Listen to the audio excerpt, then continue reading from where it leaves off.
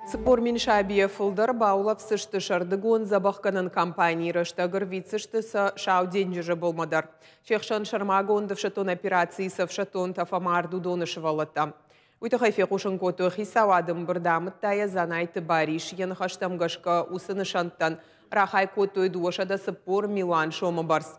Арнахаш көті қауын хазарадылдар. Шнышан көті мұкактан сы харста қау. Удоны амбиша хаштканынан субсидий тыфатк.